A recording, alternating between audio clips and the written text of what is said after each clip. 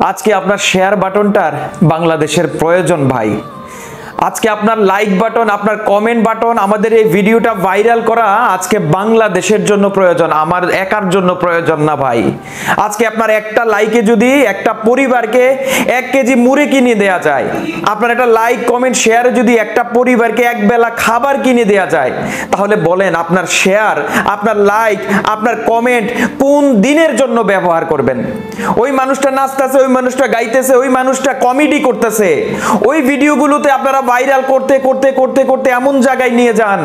আর আমরা একটা মানুষ মারা যাচ্ছে, ওই মানুষটার জন্য খাওয়ার দরকার, ওই মহিলাটা 4 দিন একই কাপড় পরে আছে, কাপড়টা একবার শুকায়, রোদ উঠলে এভাবে দেয়, আবার সেই কাপড়টা গায়ে জড়িয়ে নেয়।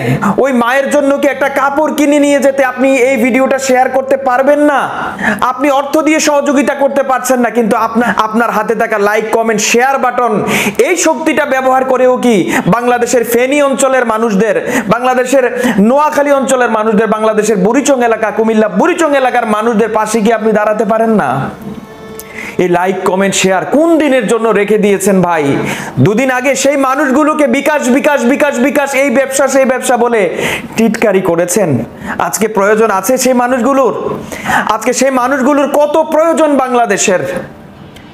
আপনাদের কমেন্টস বক্সের ভিতরে এমন এমন মেসেজ, খেতার তলে শুয়ে শুয়ে এসি রুমে বসে বসে কত সুন্দর একটা মেসেজ মেরে দেন, যে মেসেজটা আমাদেরকে 2 পা আগাতে গেলে 3 পা পিছনে ফিরিয়ে দেয়। আজকে অনুরোধ জানাই, যে যেখানেই আছেন আপনারা সহযোগিতার হাত বাড়িয়ে দেন। আপনারা যে পরিমাণে অর্থ দিচ্ছেন, আমরা সেই পরিমাণের অর্থ দিয়ে মানুষের কাছে খাবার পৌঁছে দিচ্ছি, মার জন্য শাড়ি কিনে দিচ্ছি, মানুষকে অর্থ সহযোগিতা করছি। যেই কাজটা আপনারা করতে পারছেন না, আপনাদের হয়ে আমরা করছি। বিশেষ করে বাংলাদেশের এখন প্রবাসী ভাইদের সাহায্য সহযোগিতার প্রয়োজন। আপনারা যে যেভাবেই আছেন, আপনারা সহযোগিতার হাত বাড়িয়ে দেন, আপনারা এই মানুষগুলোকে বাঁচানোর সুযোগ করে দেন ভাই। আমার বিশ্বাস করবেন কিনা জানি না, আজকে কুমিল্লা বুড়িচং এলাকার বিভিন্ন জায়গায় আমি নিজে সেখানে রেস্কিউ টিমের সাথে কাজ করেছি। আমার পা, বিশ্বাস করেন, পানির ভিতরে হাঁটা যায় কত কষ্ট।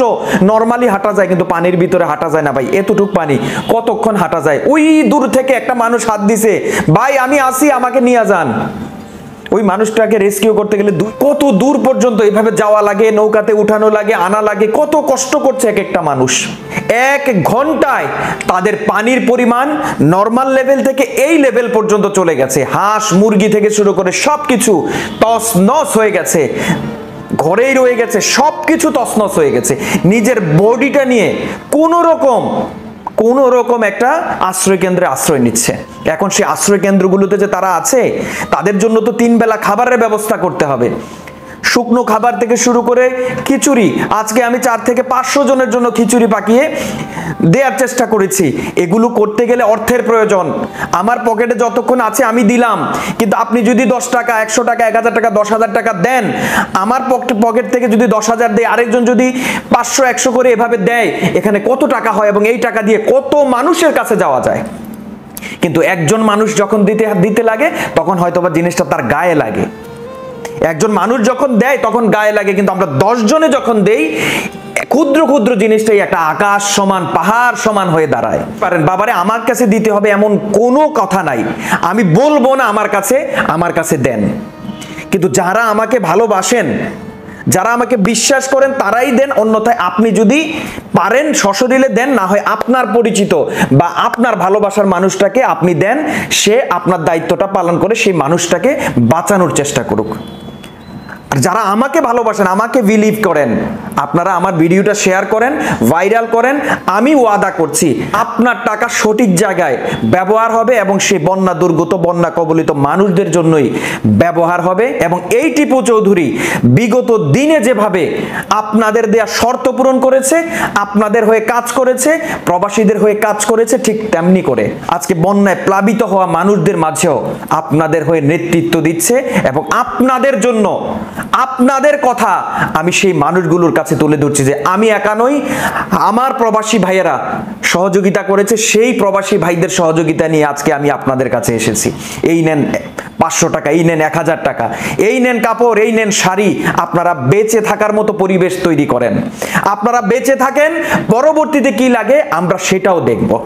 এই আশ্বাস দিয়ে, এই মনোবল দিয়ে তাদেরকে বুঝিয়ে শুনিয়ে আমার কাছে আমি নিয়ে যাই, বিশ্বাস করবেন কিনা জানি না, আজকে 400 প্যাকেট এক জায়গায় করলাম, 250 প্যাকেট বিরিয়ানি, আরেক জায়গায় 200 প্যাকেট বিরিয়ানি। বিরিয়ানি যে করলাম, মানুষ আছে 2500, বিরিয়ানি করছি কত? এবার বোঝেন, ওখান থেকে যে ফিরে আসবো সেই ব্যবস্থা নাই। ক্ষুধার্ত না মানুষ, আমি সেই জায়গা থেকে কোনো রকমে ফিরে আসতে হচ্ছে। যেখানে যাই, আমি যদি নিয়ে যাই 5টা, মানুষ আছে 10,000, নিয়ে যদি যাই 1000, মানুষ আছে 50,000। কিভাবে সম্ভব? শুধু আমি একা নই, প্রত্যেকটা মানুষের এই কন্ডিশন। তাই আমি মনে করি যে পরিমাণে মানুষজন এখন বিপদগ্রস্ত আছে, সবার সম্মিলিত প্রচেষ্টা ছাড়া কোনোভাবেই সম্ভব না। তাই অনুরোধ জানাই, আপনারা যেভাবেই পারেন সেই মানুষগুলোর পাশে যাতে আমরা থাকতে পারি। আপনারা যারা দূর প্রবাসে আছেন, আপনাদের কাছে সাহায্যের আবেদন জানাচ্ছি। আমি ক্যাপশনে, ডিসক্রিপশনে, স্ক্রিনে আমি নাম্বার দিয়ে দিচ্ছি। যে নাম্বারগুলো আছে, যে প্রথম নাম্বারটাতে না ঢুকলে দ্বিতীয় নাম্বারটা, দ্বিতীয় নাম্বারে না ঢুকলে ক্যাপশনে আমি নাম্বার দিয়ে রেখেছি। অনেক সময় দেখা যায় কেউ 10 টাকা, 5 টাকা, 2 টাকা, 3 টাকা দিয়ে দিয়ে লিমিটটা শেষ করে ফেলে। একটা নির্দিষ্ট লিমিট থাকে তো, যে এতজনে এতবার টাকা পাঠাতে পারবে। তারপর লিমিট শেষ হয়ে গেলে তখন এই নাম্বারে আর টাকা যায় না, তখন আপনারা টাকা পাঠাতে পারেন না। তো আমি আপনাদেরকে জানাই, আপনারা এটাতে না ঢুকলে এটা আছে, এটা না ঢুকলে আপনারা আমাদের পেজের মেসেঞ্জারে SMS করুন যে ভাইয়া টাকা ঢুকছে না, ভাইয়া আপনারা মানে যে কোনো প্রশ্ন করুন, আমরা সেখানে জবাব দেওয়ার ট্রাই করব। আমার অ্যাডমিন কাজ করছে। তো আপনারা, অনুরোধ জানাই, আপনারা তাদের পাশে এসে দাঁড়ান, সশরীরে দাঁড়ান, আমাদের মাধ্যমে দাঁড়ান, বা আপনার পরিচিত কারো মাধ্যমে দাঁড়ান, কিন্তু দাঁড়ান। এবার দাঁড়াতে হবে, উপায় নাই। ফেনি শেষ হয়ে গেছে প্রায়, পানিটা শুকাইলে দেখবেন কত কিছু বের হয়, কত কত বডি বের হয়, শুধু পানিটা শুকাইতে দেন।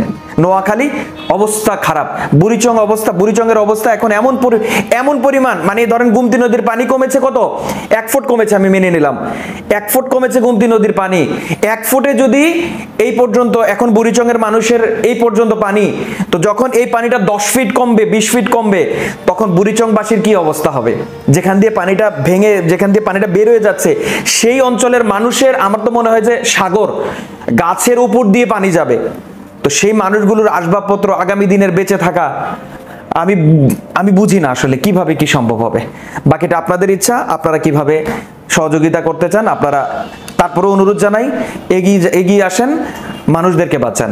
দেখা হবে আগামী কোনো ভিডিওতে। আসসালামু আলাইকুম।